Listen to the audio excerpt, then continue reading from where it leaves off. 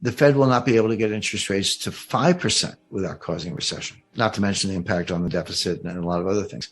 So the Fed can't escape the room. So if inflation stays where it is, the Fed can't get interest rates to a real level without causing a recession, which will sink the stock market. But even if inflation comes down a little bit, that'll be a sign of recession. So you're raising rates into a recession, which will cause a recession. You end up in a recession either way. It's just a question of whether the Fed persists or throws in the towel. Now, we've seen this movie before. What's going on is an exact replay of what happened between 2013 and 2019. May 2013, Bernanke announces the taper. Expectation is they're going to start the taper in September. He chickens out. They start the taper in November 2013. They finish the taper in November 2014. Then here comes Yellen. She's going to raise rates. Take out the word patient from the statement. She doesn't raise rates until December 2015. And then she doesn't raise them again until December 2016. They went a whole year between two 25 basis point rate cuts. And then here comes Powell, and then boom, okay, 25 basis points, boom, boom, boom, gets them up to 2.25, which is where they want it to be, and gets the balance sheet down to about $3.5 trillion. They want to get it down to about $2.5 trillion. But he's got rates about where he wants them. He's got the balance sheet on its way down, and he's normalizing. And what happens? The stock market crashes 20% between October 1st, 2018 and December 24th, 2018. That was the famous Christmas Eve massacre where the stock market fell 3% in one day. But the Fed's still tightening. The Fed tightened like a week before the Christmas Eve massacre. They tightened into the weakness. They were getting very close to crashing the stock market. They took it down 20% in 3 months, getting close to crashing it. So what happens next? First week of January, Powell comes out. Okay, we're not going to raise interest rates anymore. We're going to be patient. They use all these code words. We're going to be patient. Then he starts cutting rates. Then he starts QE. I forget if it was 8 or 9, whatever. Lost track of QE. He starts QE 8, let's say. And then that takes you into 2020. And here comes the pandemic. And rates go down to 0. And the balance sheet goes to $7 trillion. They were back where they were in May of 2013. Except worse, because now the balance sheet was even bigger than it was then. A complete failure. So who thinks they're going to be more successful this time? They're doing the same thing. It's going to happen faster this time because the market saw that whole 7-year fiasco from May to 2013 to May 2020, a 7-year round trip failure. The same thing's going to happen, but it's going to happen faster this time because the market knows that the Fed doesn't know what they're doing. So the Fed's tightening into weakness. One of two things is going to happen. And it's not clear which, but it's going to be one or the other. They're going to keep tightening and keep tightening and keep tightening, try to get a handle on inflation and crash the stock market. Or they're going to lose their nerve, back off on the tightening, and then inflation is just going to rip, which will also crash the stock market. So take your pick, but it's going to be one or the other. But this idea of a soft landing is nonsense. The 2021 thesis was that, inflation grew. Part of it was base effects because, the way the government calculates inflation, it's monthly data compared to the year before. So it's year over year, monthly, then annualized. And so one could easily explain inflation in April, May, June 2021 because you were comparing it to 2020, which was the worst recession since 1946.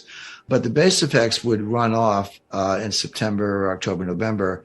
But the inflation persisted, even though the base effects were gone. So now it's like, okay, this is real inflation. It's coming from somewhere else. It was coming from the supply chain, which the Fed can't do anything about either because the Fed doesn't drill for oil. They don't build pipelines and they don't grow wheat. The Fed can't do anything about any of those things.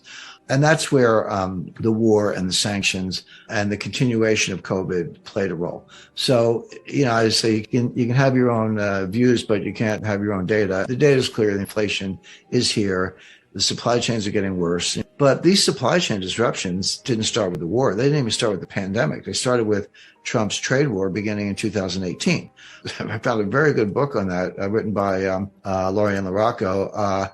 And what's interesting about her book is that she finished it in late 2019. So it's almost like a controlled experiment. It was pre-pandemic. It's easy to say that the pandemic disrupted the supply chain, which it did.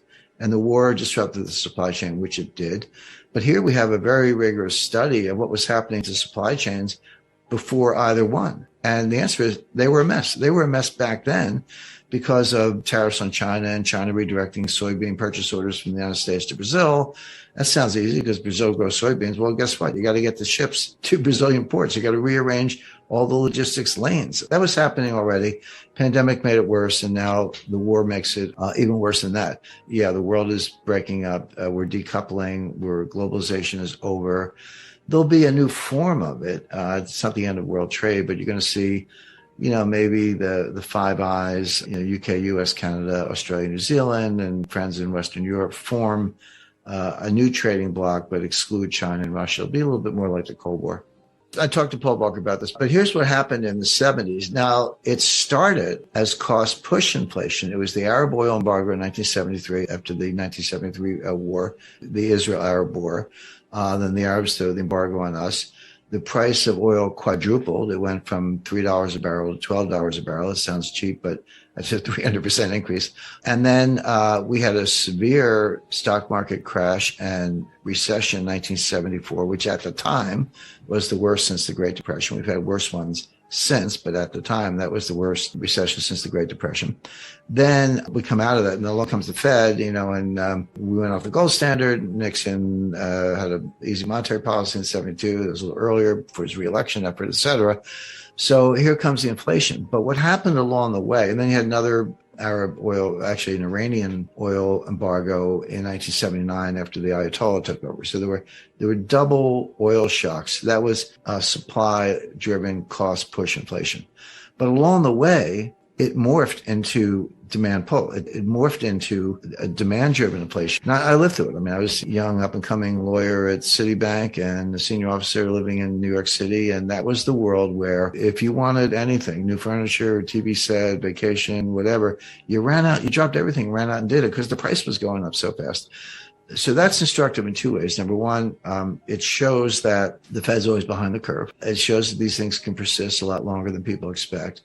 But in my view, most importantly, because I think things are going to happen more quickly now, it shows inflation morphing from cost push to demand pull, morphing from something on the supply side to a psychological shift on the consumer side.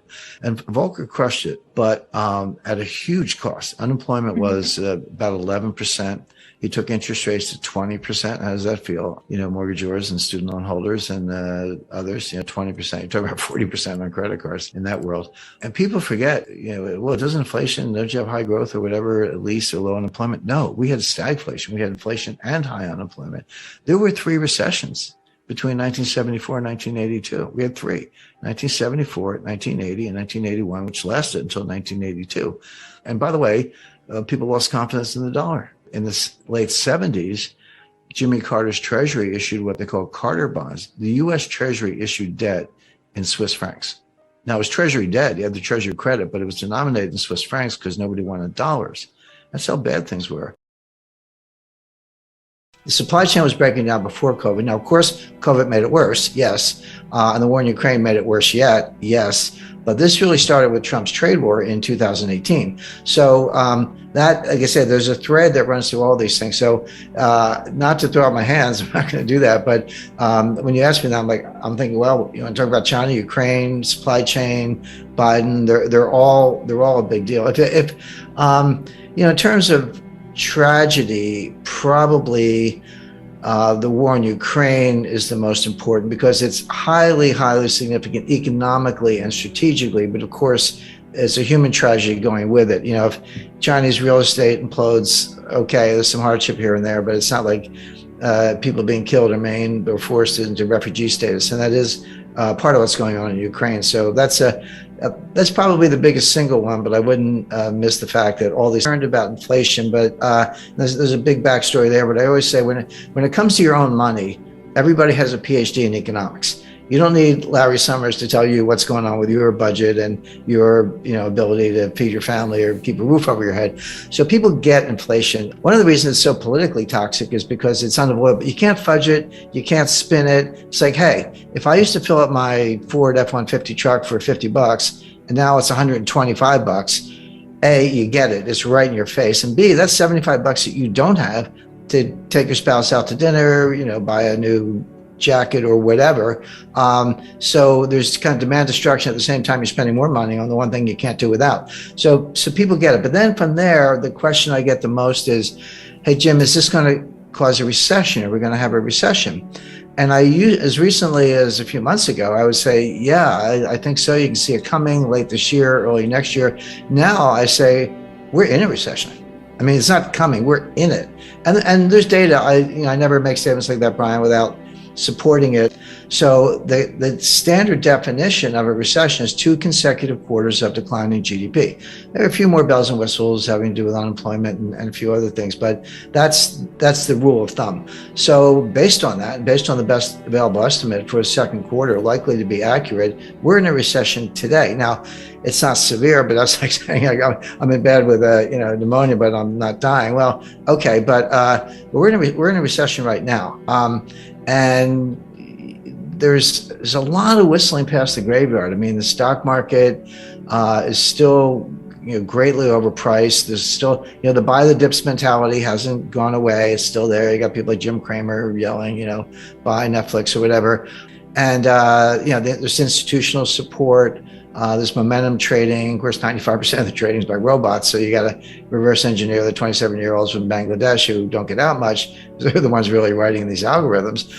Brilliant engineers, but you'd have to show them around Wall Street. So all that's going on. So we haven't really seen the market collapse, stock market collapse that I would expect in association with a severe recession has not happened yet. This is just going to play out. It'll get worse as the year goes on.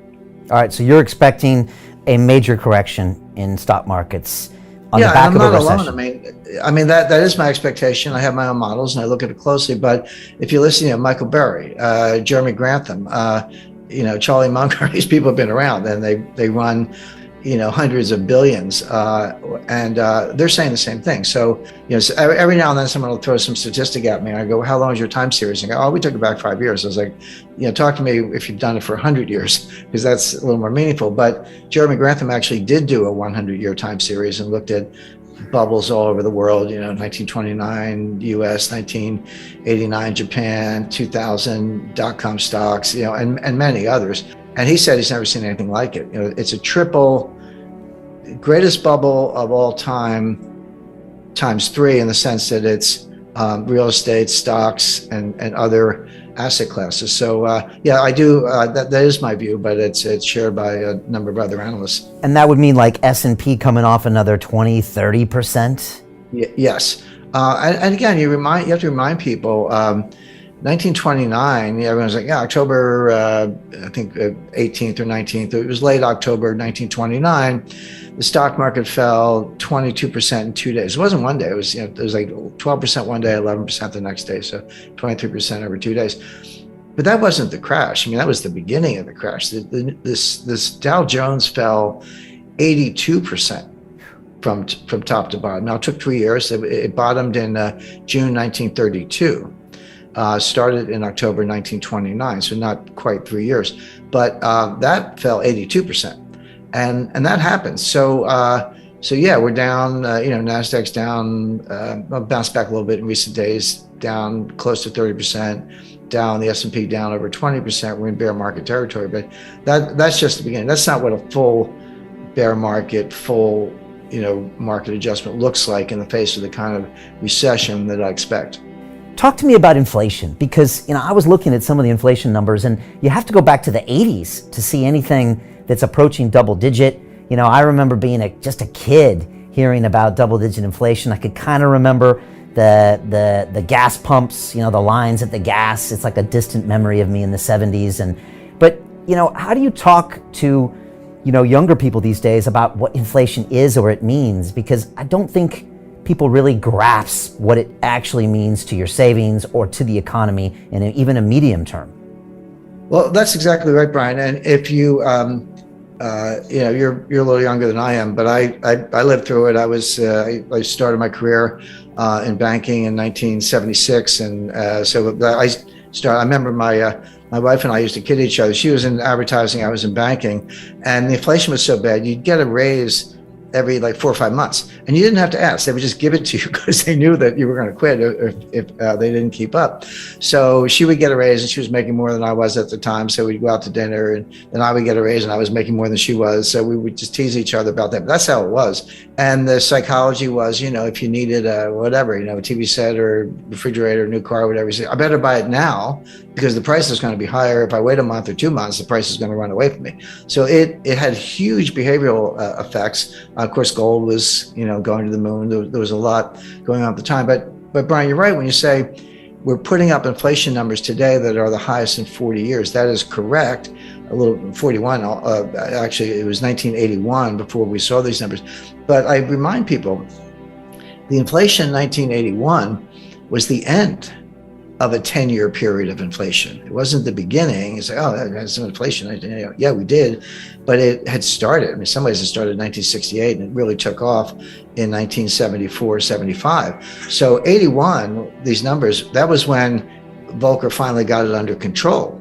But you go back to 80, 70, between 77 and 81, so that 5-year period, the dollar lost 50% of its purchasing power, not 15, 50 in that 5-year stretch. So you were putting up numbers, 10%, 11%, 13% and higher year after year. Yeah, 1981, it was 9 or 10, which is what they're comparing it to today. But that was on the downslope. It had been higher than that in 77, 78, and 79.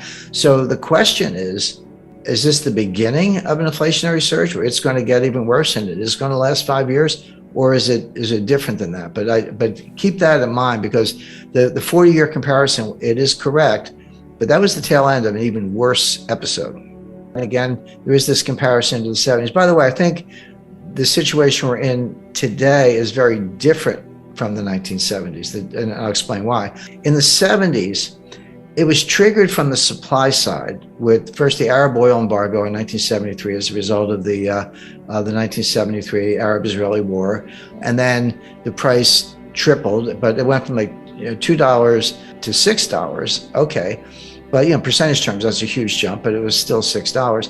And then it got to 12. And then in 1979, you had a second oil embargo because of Iran and the Ayatollah and the revolution and the hostages and all that. And then it went from kind of 12 to 20. So oil went up by a factor of 10 in the course of the late 70s because there's two different embargoes. So that's coming from the supply side. But what happened was the other source of inflation is on the demand side. So you have what's called cost push inflation. That's where supplies choked off, or there's an embargo, or there's a shortage, natural disaster, a lot of things. It's coming from the supply side, and demand is inelastic, so you just pay up or kind of do without. But the demand side is much more psychological. That's called demand pull inflation. That's when consumers behave the way I described, and as I say, I lived through the 70s, where hey, I better buy it today, I better buy it now. You're pulling all this demand forward and bidding up prices because you're worried that it's going to get even worse. So as that applies to today, we are starting with the cost push inflation, mainly the price of energy, but the price of food is a big factor. And of course they're related. It's like here's the energy, here's the food. Where do you think the food comes from? To get the food, you got to feed the pigs and cows. What do you feed them? You feed them corn. How do you get corn? Well, you grow it on a farm. You need nitrogen fertilizer. You need diesel in your tractors. You get the food. You got to put it in a truck to get it from point A to point B. That requires diesel. The higher the diesel price, the higher the cost of food because you're moving it by truck, etc. So these things, as I say, are linked. But food prices are going up substantially, and the two things you can't do without are gas in the car and food. So you have that cost push inflation. Powell did not say we're going to raise rates until core PC is 2%. He didn't say that. What he said was we're going to raise rates until it's acting in a restrictive way on inflation, and inflation will come down on its own because rates will be high enough to cause that. At which point we the Fed will pause, and you say, well, when are you going to cut rates? He was like, the pause could be a year. So you're talking forget this Fed pivot nonsense. I mean, you're talking 2024, if then, before they cut rates. But in the meantime, So they've got to get rates high enough. So they're going to go, 75 basis points in November. December, who knows? We'll know closer to the date. It'll either be 50 or 75. Some talk about 50, but it doesn't matter. I mean, it's going up. Probably going to go up. I have the calendar for 2023. There's a meeting February 1st and another one in late March, I think March 22nd. They'll probably raise at both of those. They're going to get rates up to five-ish. At that point, they probably will have achieved the goal of bringing core PCE down, but they will also have destroyed the economy in the process. It's like I remember in Vietnam, the old saying, we had to. This is the latest in a long string of Fed blunders since 1913. Seems to be their specialty, but that's what they're doing. They could at least pause now, or maybe even cut rates. If everything I said is correct, and obviously I think it is, or I wouldn't be saying it, but if we're on the verge of a global liquidity crisis, as revealed by the Eurodollar futures curve and the Treasury yield curve, and negative swap spreads and Treasury bill auctions with the yield to maturity below what the Fed will give you for a phone call, I mean, all those things are happening. That's hard data. And it's a very, very troubling sign, last seen in 2008, by the way, before the Lehman Brothers meltdown. If all that's happening and the fundamental signs are also weak, which we just saw in third quarter GDP, which is based on net exports, which won't last. How are you going to drive a trade surplus with the strongest dollar in 20 years? Good luck with that. I mean, nobody can afford our stuff, and we're not buying anybody else's stuff. So with the economy going into a recession on its own, with a global liquidity crisis brewing, why on earth is the Fed raising rates at all? When I talked to my editor about this, go back a year ago, so November 2021, every headline you looked at, website, commentator, supply chains breaking down. There's no, they couldn't get cream cheese to make cheesecakes at Junior's, the world's most famous cheesecake place, and on and on and on, like a long list. And then last spring was the baby formula shortage, which was serious. I mean, mothers couldn't feed their children, so it was very bad. But I found some really, really interesting research that, because everyone says, well, yeah, COVID messed it up and the war in Ukraine messed it up. Well, that's true, but it didn't start there. This started in 2018 with Trump's tariffs, because I'm not here to debate the tariffs. I actually think the tariffs were a good idea, but that was the start of the supply chain breakdown. Because when Trump put tariffs on, started with appliances, washing machines, refrigerators and stuff, and then solar panels, and then, technology, and then they just kept piling on. But you have to look at what China did in response. The U.S. and Brazil are the two largest exporters of soybeans. China is the world's largest importer of soybeans. Mm-hmm. China was buying all their soybeans from the United States just as a way to kind of make it up a little bit. Like, well, we got to buy the soybeans anyway. Why not buy them from the U.S. to keep the U.S.-China trade deficit under control so it doesn't become too politically toxic? Well, as soon as Trump threw on the tariffs, China retaliated by moving their soybean orders to Brazil, stop buying U.S. soybeans. Well, that's not a phone call. I mean, you're talking about vessels, port facilities, agriculture, trucks. How do you get the soybeans to the ports? How many do you grow? Where's the fertilizer coming from? Et cetera, et cetera. And all those parties, the shippers, the cargo, the insurance companies, and so many people involved, banks, letters of credit, it's just a lot involved. They don't like short-term relationships. They say, okay, I'll do it. I want a 5-year contract. And China said, okay. So they reconfigured all those transportation lanes to get the soybeans from Brazil. All of a sudden, you're a U.S. soybean grower. You say, well, what do I do? Well, we start selling them to the Netherlands because the Netherlands needs soybeans too. So now instead of shipping them from like Port of LA to Ningbo and near Shanghai, we're shipping them from Port of Houston to, I don't know, France, or Marseille or someplace, or Rotterdam. So the point being, you completely scrambled all these supply chain relationship, and they break down. It's not that it's the end of the supply chain.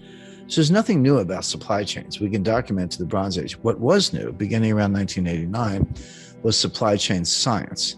The combination of vastly improved computing power, artificial intelligence, new algorithms, and more sources of data that could be put together and used by experts to optimize and make the supply chains more efficient. That was new. And it kind of began with the fall of the Berlin Wall and the collapse of the Soviet Union. And, Berlin Wall fell in 1989. Soviet Union dissolved in 1991. I talked to the guy who, like this is a worldwide endeavor, but he was probably the single most responsible individual for all the significant developments in the supply chain in the last 30 years. And he said to me, he said, Jim, you have to understand, it took us 30 years to build it. We blew it up in 3 years. It's not going to come back overnight. It's going to take 10 years or more to rebuild it. And what I talk about in the book is supply chain 1.0, which is 1989 to 2019, and then supply chain 2.0, which kind of starts now, but is going to go indefinitely because it's going to take a long time to put this together. It's it's like dropping a vase and it breaks in 1,000 pieces. You can't put it back together. You got to go buy a new vase. And that's what's going on with the supply chain. There will be a supply chain, there always is, but the new supply chain will look very different from what we've just gone through, because the whole 30 years of period I'm describing was built on efficiency. Lower cost, lower cost, lower cost. It was kind of the Walmart model. So yeah, just-in-time inventory, everyone knows about that, but there's something called cross-docking. That's where a truck pulls up at a warehouse and you unload it. Instead of putting the stuff in the warehouse, you move it to another truck that then goes to a destination. The stuff never goes in the warehouse. Inventories are very expensive. They're costly to finance. You got to move the stuff around. It's called picking. Pick the stuff off the shelf with you. I used to drive a forklift, so I know a little bit about it. And put it on a truck. I used to unload trucks too. So, hey, I've got 7 suppliers. Why don't I cut it down to 3 and do bigger contracts with each one and get lower unit costs? I've got 5 transportation lanes. Why don't I cut that down to 2, get everything to Los Angeles and Seattle, as the case may be, et cetera. And they did it for 30, and they got costs lower, and Walmart and Amazon were the champions of this, but everyone else was doing it. But they missed something. What they missed was that while they were getting those unit costs lower for consumers, there were hidden costs, and the main hidden cost was you were creating greater frailty. This whole system was subject to a massive, massive breakdown. So, what happens if you have 2 suppliers and they both go on strike? What happens if you have one port of entry and it's backlogged? What happens if you've got cross-docking in warehouses and there aren't enough trucks? We need 80,000 drivers. Wish they'd hire them instead of these IRS agents. But the point being, it is breaking down all across the board. Now, can it be put back together? Yes, but the biggest difference between 2.0 and 1.0, this goes by different names. Janet Yellen called it friendshoring, and Macron called it a constellation of nations. I use the term a college of nations, collegial club, if you will. So you'll still have trading partners, you'll still have outsourcing, you'll still have transportation lanes, but it'll be members only. It'll be basically democratic, kind of liberal republics, Western Europe, the EU, of course, US, Canada, Australia, New Zealand, Japan, and some others. India, I would expect to be included. Friendly nations, but China's out. We're decoupling from them. They're decoupling from us. This isn't U.S. driven. The U.S. is participating, but this is what China wants too. Both sides are decoupling as fast as they can. China can develop its own network, maybe Central Asian republics, some Southeast Asian, suppliers and so forth, but they're going to lose customers. Well, most of their customers actually in the United States. We won't buy their stuff and we won't sell them our stuff, particularly high-tech stuff. So the world's going to break, and these new clubs are going to be formed, and there will be trade and there will be transportation lanes, but it'll be much more restrictive. Now, will prices be a little higher? Yes, but it'll be more secure. So the way I describe that, if you buy insurance on your house, or I buy insurance on my house, you don't want your house to burn down. You hope it doesn't. But if it does, you don't think your insurance premiums are a waste of money. Like when you write that check, you're like, that's money well spent. When you pay higher prices for consumer goods, the delta between the old price and the new price is your insurance premium for a more reliable system. And also, there's a big national security component to this.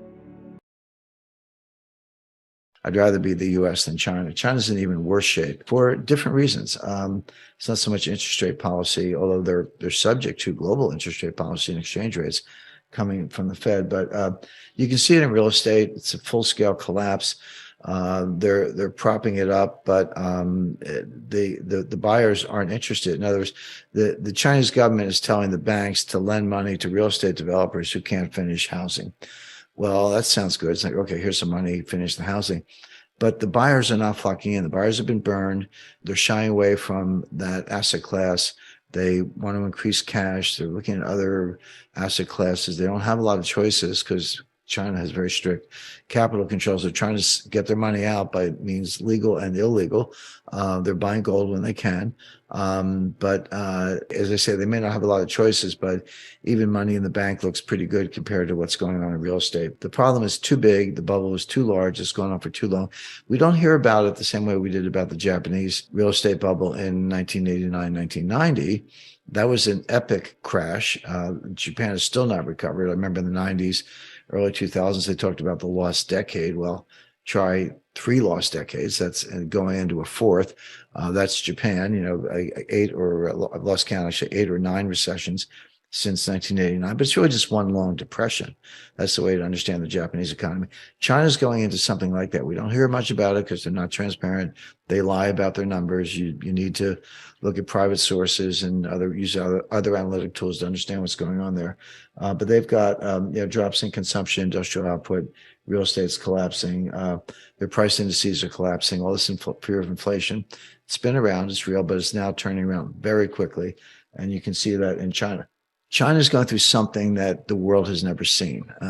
They're going to lose 600 million people in the next 50 to 70 years. This is a demographic implosion. This is worse than the Black Death. Of course, the Black Death killed somewhere between a third and half the population of Europe in the 14th century. It was a good time for labor, by the way. The labor was so scarce that returns to labor went up versus returns to capital because there weren't enough workers. But that's the only thing that can come close.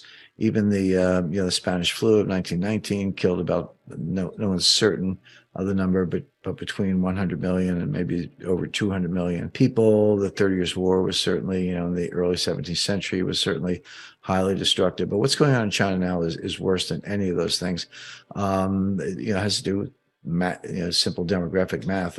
The key number is 2.1. 2 people have to produce 2.1 children. Man and woman, or you can say per woman if you want, have to produce 2.1 children to keep the population constant. Why not 2? Why not 2 producing 2? The answer is infant mortality and those who don't make it to adulthood and can continue the repopulation of the planet, if you will. But they're not even close to that. They're well below 2. And by the way, so is the rest of the world.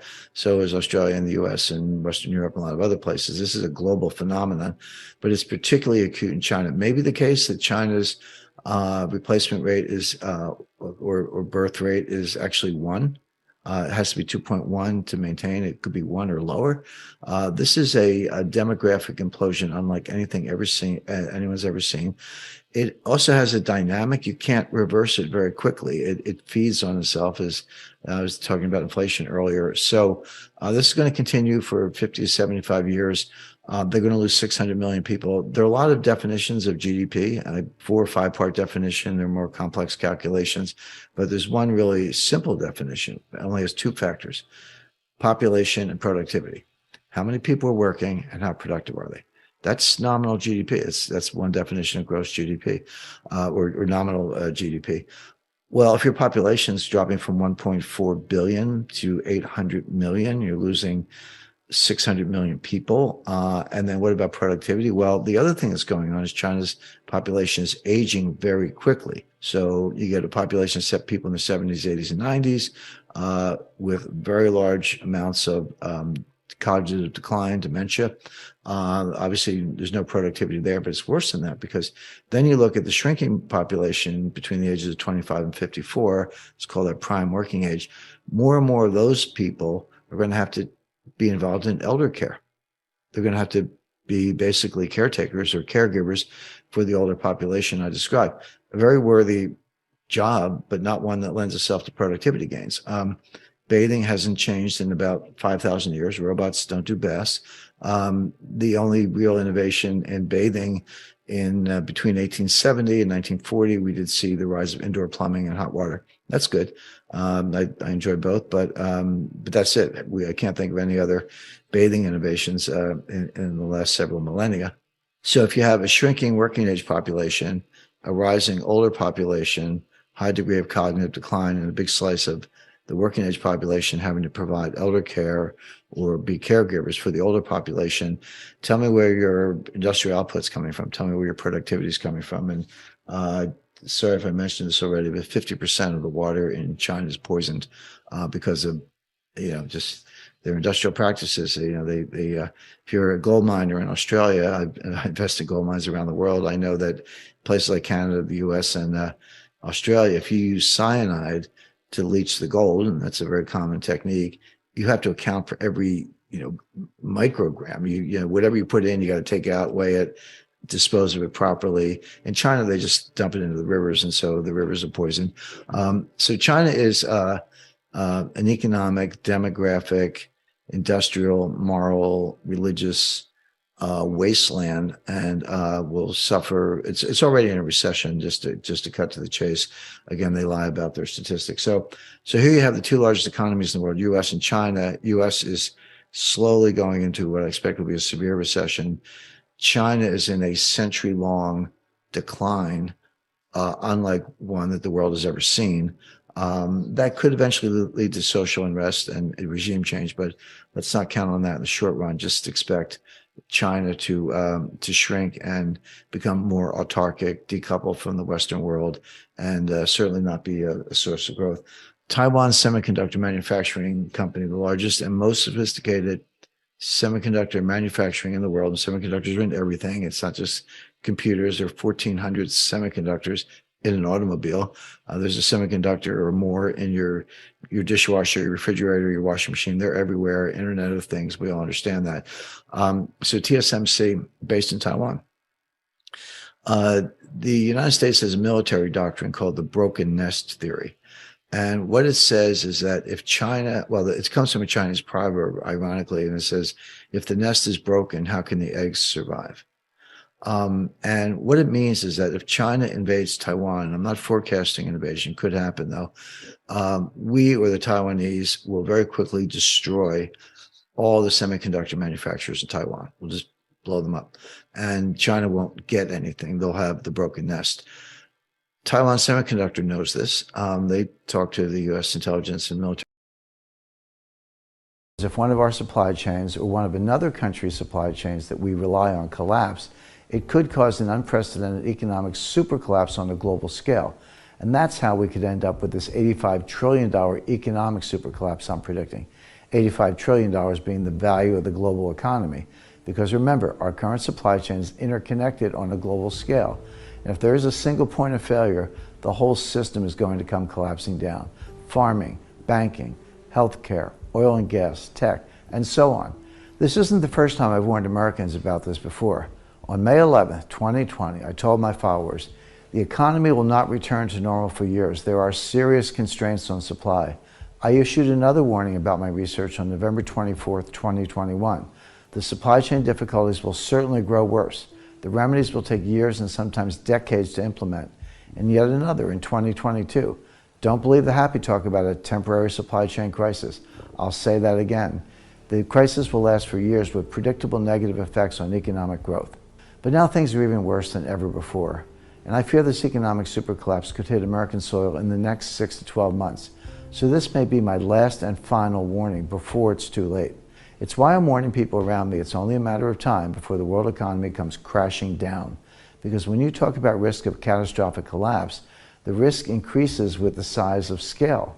Look, whether you decide to listen to me today about how to prepare, whether or not you decide to get access to the information in this envelope, that's up to you. It's a free country. You can do what you want. You can even pretend you never heard me tell you any of this. But just know, Joe Biden certainly isn't going to come to your rescue. Take a look at this 9-second clip from the president. When do you think things will get back to normal? When do I think things will get back to normal? But my hope is by this time next year, we're going to be back to normal. That clip was taken over 18 months ago. It's up to you what you believe, but I can't bury my head in the sand and ignore all the facts. and the facts couldn't be more clear. So in just a moment, I'm going to explain how you can get access to this information inside the envelope as part of my super collapse preparation package. I'm going to talk about what to do to protect and even grow your wealth. Look, please understand, it brings me no joy to say this, and I hope the worst of what I'm warning of never comes to pass. But there's only one potential solution to this crisis, and it's going to take years. Recently, I spoke to a very well-informed CEO of a major corporation, and I asked him point blank. I said, your company must be looking ahead at some possible solution. Is there anything you can share? Well, I'm going to tell you the same thing he told me. He said, Jim, you have to understand that it took us 30 years to build these supply chains. We blew it up in 3 years, beginning in 2018, and you can't put it back together. But there is one thing we can do. It's not a quick fix, but it's our best and most sensible option. Our only way out is to build a new supply chain that eliminates the bad actors. We can't continue to allow our enemies like China or Russia or Iran to threaten consumers here on American soil. As the Wall Street Journal wrote, Russia's lengthening war with Ukraine will lead to a near doubling of inflation rates in rich countries. It's why the New York Times wrote, this is what happens when globalization breaks down. And why Barron's wrote, secure U.S. supply chains with allies and move out of China. Unfortunately, this solution could take years or even a decade to fully implement. And that CEO told me it will take at least 10 years to reconstruct the supply chains if we don't want to do it with China and globalization. But whether you realize it or not, that's the bet we're making as a nation. It's happening now. And when the dust settles, we're either going to have rolled out this new supply chain before a worst case scenario happens, or we're going to face whatever lies ahead from this $85 trillion economic super collapse.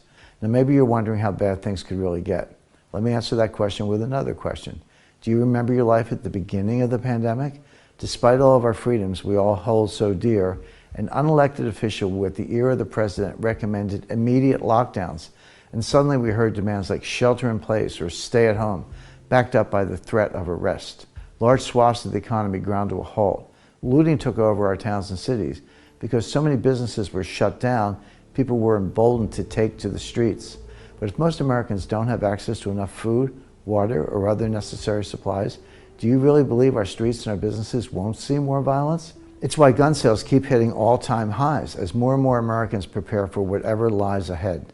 And while I hope the worst of what I'm warning in my urgent new book never comes to pass, I don't suggest you rely on hope to protect yourself and your family.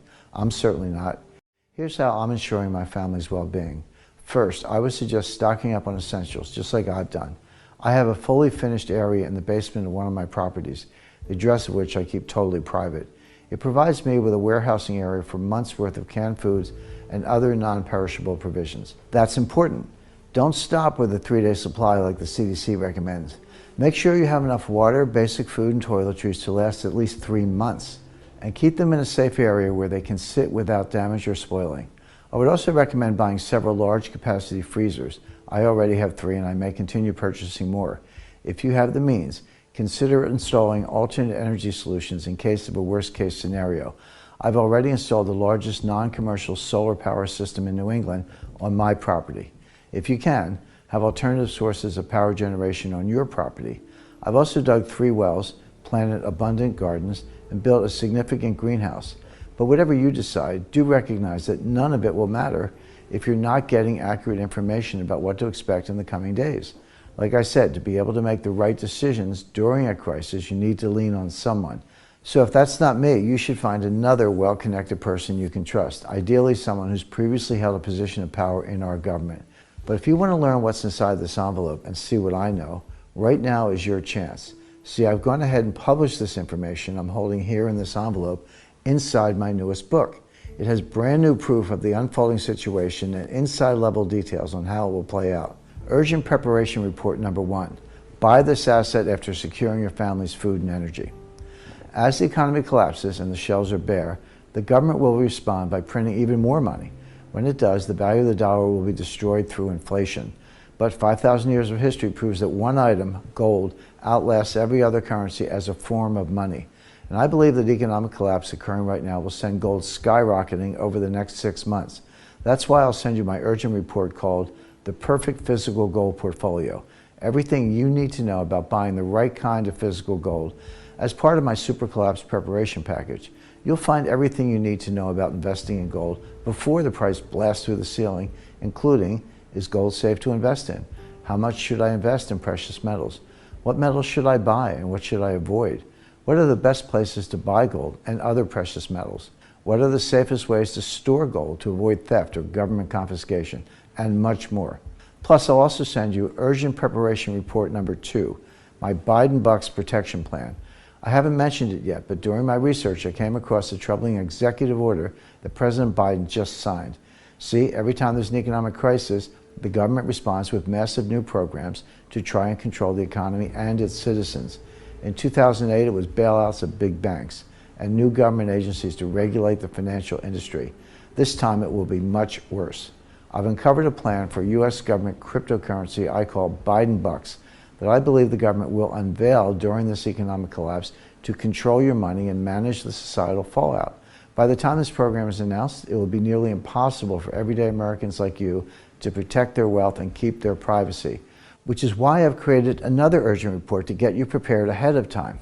Inside this new report, you'll get step-by-step details on what these Biden Bucks are, why they'll be used during this collapse, and how to outsmart this sinister program by creating, 1, an off-the-grid fortune, secure $1.1 million in wealth inside a soda can safe.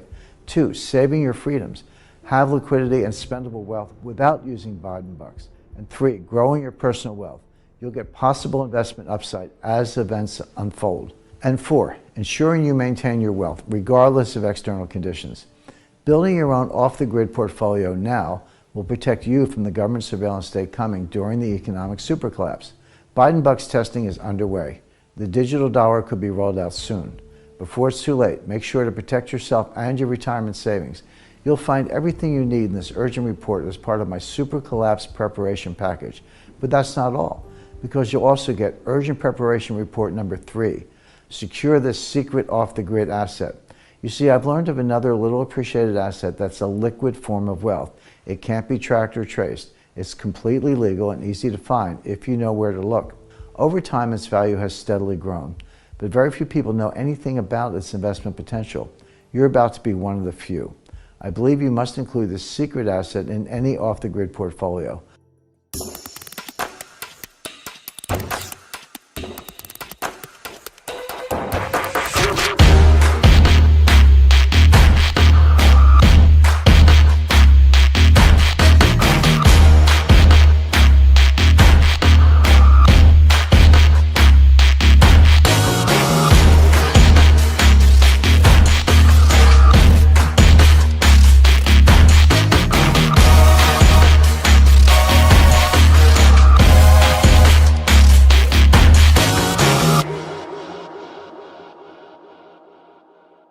I would say that the Fed's monetary policy will fail or is failing, and fiscal policy will fail, is in the process of failing, even if gold didn't exist. If you didn't have gold as a, multi-millennial monetary standard, even if gold wasn't there as a reference point, which of course it is, but these policies are failing anyway, and there are a lot of reasons for that. Whenever I hear, fiscal stimulus, I say, well, no, the Fed can print money all day long and the Congress can spend money all day long, but don't call it stimulus. It's not going to have any stimulative effect. We're way past the Keynesian multiplier, which is now below 1, meaning if you borrow $1 and spend $1, you don't even get $1 worth of GDP. You get some numbers, 70, 80 cents. Forget about the multiplier. It's actually now, a divider, something that reduces GDP. Well, you don't get the GDP for the borrowing. And same thing with monetary policy, because unlike Milton Friedman, the monetarists, the neo-Keynesians, the Austrians, and everyone else, money printing has nothing to do with inflation. And they seem to, well, I don't know if they ever knew it, so I can't say they forgot it. So all the money printing and all the deficit spending will not stimulate the economy. And that's true anyway, but gold is signaling that. Look, all markets try to be forward-leaning. Some do it more successfully than others, more accurately than others, but they try. I would say that, yeah, people say, the stock market is an efficient discounting mechanism for future events, for what they see in the future. And yeah, they look into the future. Here's the forecast. They pick out a discount factor. They present value it and say, here's where stocks should be today. based on where things are going to be, 6 months or a year from now. And that's what they do sort of mathematically and analytically, except they're always wrong about the forecast. You got to get the forecast right if the discounting process is going to mean anything. So markets go through the process, but they always get the future wrong. They're not very good at predictive analytics. So this creates what I call the gap between the perception and the reality. Reality always wins, but not right away. Sometimes it takes a while. Gold, on the other hand, has very high predictive analytic value, number one. Number two, it's more forward-looking. So gold's kind of telling you where things are going to be maybe a year to 18 months from now instead of 6 months from now. And so, so gold is signaling that monetary and fiscal policy will fail and something else will be tried. And that ultimately will result in a much higher price for gold. So gold's just saying, well, let's do it now. Look, I've got gold at $15,000 an ounce by 2025. If I'm wrong about that, it'll be sooner and higher. But that's I consider that a conservative forecast. And we can maybe take a few minutes to go into the analytics behind that. As I've said before, you've heard me say, I don't just throw numbers out there to get attention. I don't really care. I do care about getting the analysis right. And there's a number of different techniques. And what's interesting is they all point in the same direction. So it's got to go to 3,000 before it gets to 15,000. It's got to go to 5,000 before it gets to 15,000. So that's my kind of long range forecast. But, it could go down tomorrow. And I'm like, I don't get depressed when it goes down. I don't get euphoric when it goes up. I know where it's going in the long run. That's the important thing if you're trying to preserve wealth and make money. Nothing wrong with making money. I'm all for it. But sometimes preserving wealth, and risk aversion is a higher priority than just making a lot of money in the short run. But either way, gold will serve that purpose and and preserve wealth over that time period. Could it go down tomorrow? I guess, yeah. But all the vectors are pointing up very strongly. And I'll give you a concrete example. There are three things that drive the price of gold fundamentally. One you've already mentioned, which is real interest rates. The lower the real interest rate, the higher the price of gold. Number two, supply and demand. You learn it in your first 3 days in economics, but it still works. And then number three is geopolitical risk. Call it risk off or fear factor, whatever you want to call it, but I think of it in geopolitical space. Those three vectors don't all have to point in the same direction. You could have a situation where geopolitical risk is high, pointing to a higher gold price, but real interest rates are really high, and that would point to a lower gold price, et cetera. But right now, all three of them are flashing green or maybe flashing gold. The real rates are coming down. They're still high, by the way. When I always have to just roll my eyes when really smart people, Dan Isaacson, Bill Gross, Jeff Gundlach, and I admire them all and I follow them all. But they've all been carried out feet first on this bond bubble thing. The greatest bond bubble in history and short bonds, and the interest rates have nowhere to go but up. They're just failing to distinguish between nominal rates and real rates. Nominal rates are low. Real rates are not low. When I say low, I mean show me negative 4%. That's a low real rate. Yeah, you can pick your notes or your bills or whatever, but I usually use the 10-year note rate, 10-year treasury, because it's a good proxy for building, construction, long-term investment.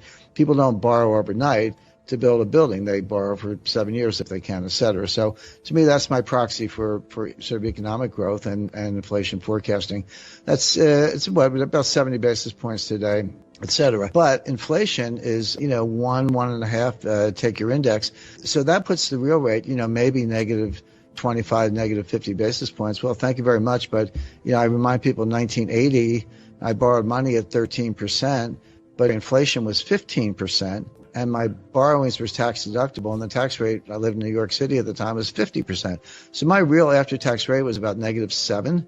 That's a low real rate. So the point is we have a long way to go. And it doesn't matter, people are interested whether the Fed's going to pursue a negative interest rate policy, take the target rate on Fed funds below zero. Legally, they could. It's already been done in Europe and Switzerland, Japan, and a few other places.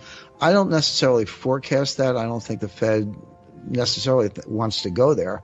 But you can have negative yield to maturity on a 10-year note. Just whenever the premium is greater than the present value of the coupons, it's a negative yield to maturity. So you can get there. You can get deeply negative rates in secondary market trading, regardless of what the Fed does.